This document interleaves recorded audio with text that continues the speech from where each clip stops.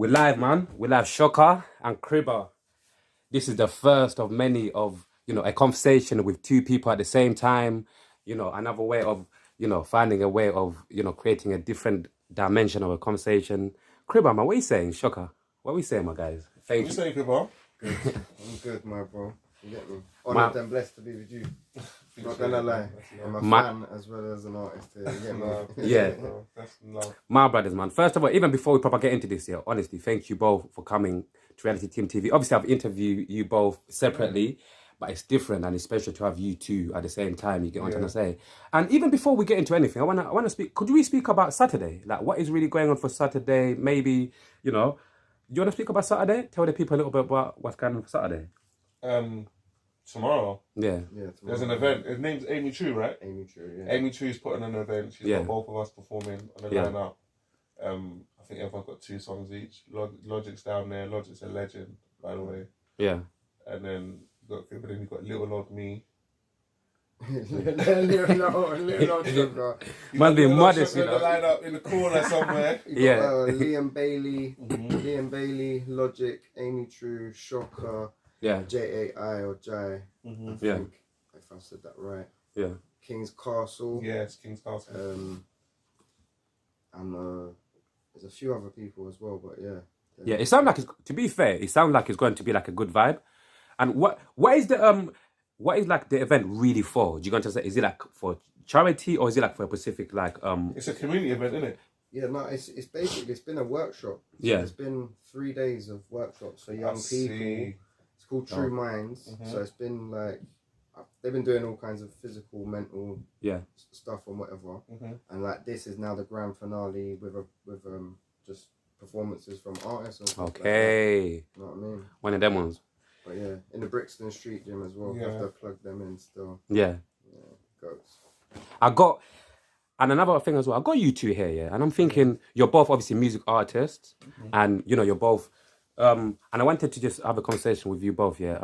In terms of like your music journeys in general. Obviously, you two have got 2 separate music journeys in general, but at the same time, I rate both of you music journeys. So like, the first question I've got is like, you see when in terms of when you two like collaborate with somebody, because obviously this is like a conversation collaborating, innit? Like, like in terms of like, what's one of the keys of collaborations, like in music, just in general, in terms of like being able to, to work on a good song possible? Because sometimes I feel like it takes two people with like, like the right vibe, the right energy to come together to create a tune. You're going to say so.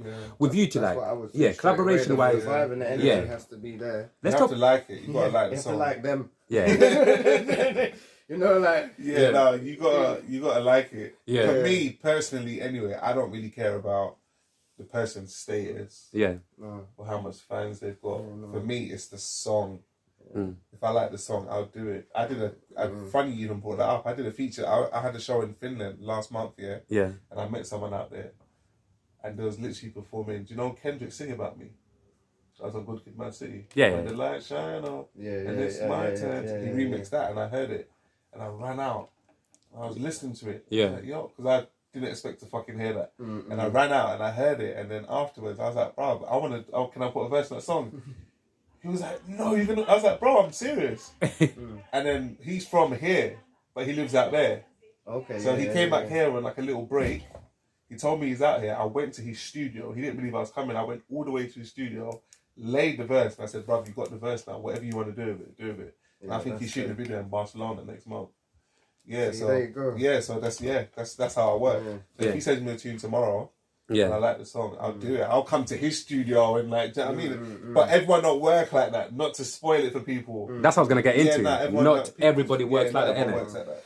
And why? Like, even sometimes, like I said, like I like tackling like basic things to like saying, why doesn't this happen and why? And even with certain people like still saying, oh, you need to put the work in before you get there. Where it's like, it's a perfect example with people like you where it's like, bro, as long as the song is good, the song is good. But why do you think in general, certain people, certain artists, even influencers now, they wouldn't work with certain people unless you've got a certain following or unless you're at a certain point where they think, you know what, yeah, cool, I could work with you. Why is it like? For me, and I know from what I hear from your music, it's music with a meaning and a purpose. Yeah. So it's like, man's not going to go and do a collab, or you might, but I presume he's not going to go and do a collab with certain drill artists that are just talking mad crap. Yeah. Do you get what I'm saying? It's not gonna fit in with image, brand, let alone his soul or heart. Do you understand what I'm saying? Yeah. So I hear you. Yeah. And also, collaborations are a merge of fan bases.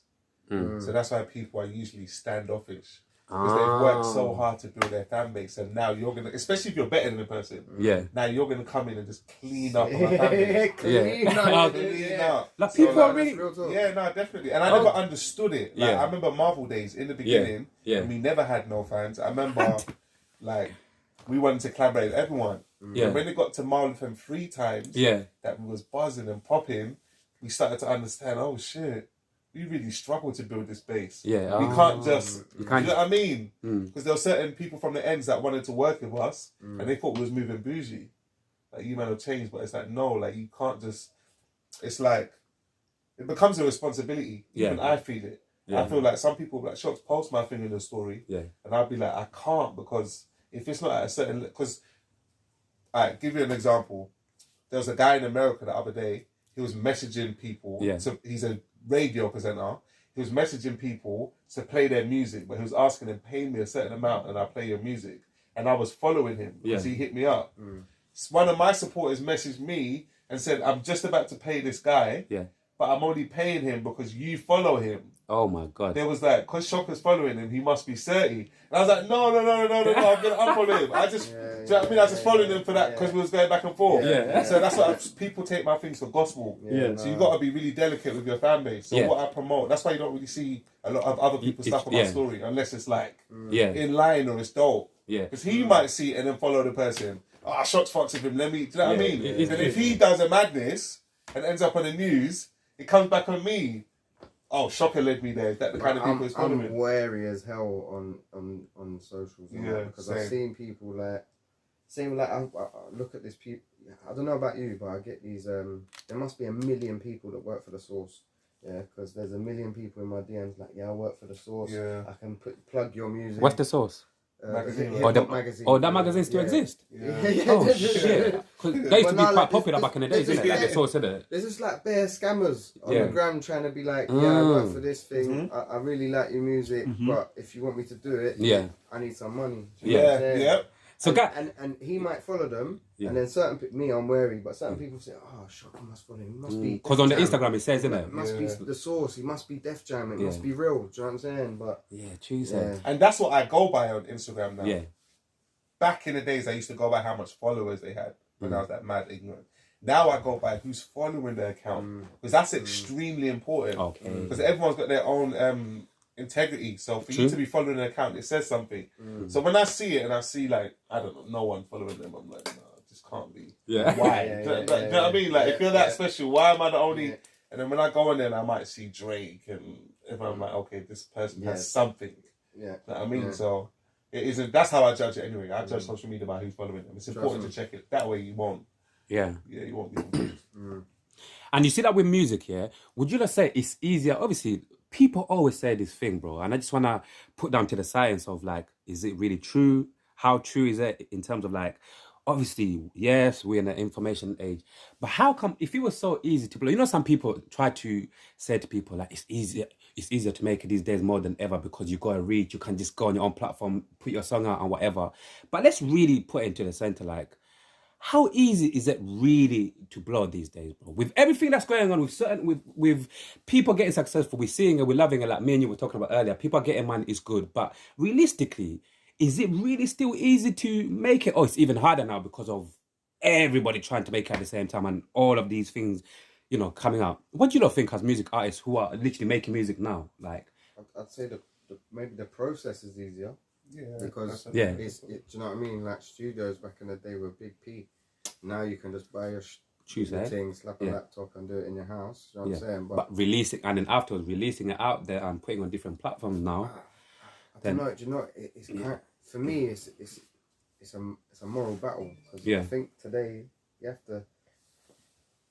It's like you have to be on TikTok and have a viral freaking video on TikTok or social media for you to blow. And these days, I don't see many artists. Maybe Bowen actually. You know Bowen? He's incredible. Yeah, incredible. I've seen him not through social media. Well, I've seen him on social media, but I haven't seen him like blow up on a TikTok video and this and that. Just seen him organically through the music. But a lot of these artists, they get a hit song or whatever via TikTok and these viral things nowadays. You know what I'm saying? I think is there substance in that? Sorry to cut you off. Is there substance, and is that long lasting as an artist? Do you know what I'm saying? Yeah, bro. That's what I would say to that. Yeah. Cause go on, bro. I think it depends what level you're trying to get to. If you're just trying to make a little living and have a small fan base and do small venues, you definitely can do that now. I hear you. You can, because like the only reason why the major labels was winning before is because like they was the gatekeepers. So if you wanted to get to radio, you needed a major. If you wanted to get to the masses, you needed a major. If you wanted to get a video, now Instagram has access to us, giving us the access to the masses. That's the job done. That's why I was saying earlier, you have to be the truth. For real. Because like everyone's got a phone. So if you're really that good, they'll find it'll you. Spread. That's real. Word of mouth is real promotion to me. Yeah. You know, when he hits me and says, yo, Shots, have you seen this? That means you've done your job. Because he's gone out his way to push that into my reality. Like, you need to know about this. Do you know what I mean? When you're plastering your billboards everywhere, you're forcing it in people's world. Not saying there's nothing wrong with that. That's still marketing. But it's better when people say, yo, check. That's what going viral is. When everyone's sending it to everyone. Like, yo, you need to see this. And we can do that on social media now. Yeah. But in terms of like, if you're trying to be Drake level, Kendrick Lamar level, then you have to be anointed. I truly believe so. Because so much stuff has to. Do you know how much things have to go right, bro, for you to be successful? I don't think you like. Sometimes me and Dad will talk about that as well, like, bruv. Quite a lot of shit have to align. Do you know how much things have to align? The time you come out. Do you know what I mean? You can come out in the wrong time. The energy's around you. Message, but the time, like, see, like me speaking about mental health, I've come out in the right. That's just God blessed. I didn't plan that. I didn't say to school kids when I was in secondary school, oh, in 2022, I'm going to be talking about mental health. And do you know what I mean? Yeah, it's true. I wouldn't even say that. That's not even a dream I had for myself. So, timing, alignment is so important. You can't plan that shit. You can't. Like, there's so much stuff that has to go right for you if you want to be at that level.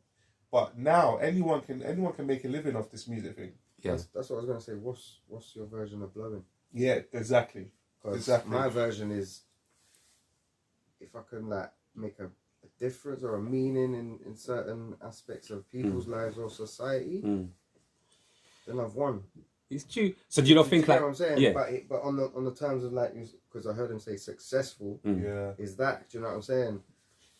What's blowing? That's a good question. Do you think maybe certain people blowing means different to each individual? Yeah, of course it does. Of course it does. Yeah. I truly believe. What's his name again? Low-Key. Low-Key's happy doing what he's doing. Big up Low-Key, by the way. Do you know what I mean? Low-Key doesn't want to be mainstream.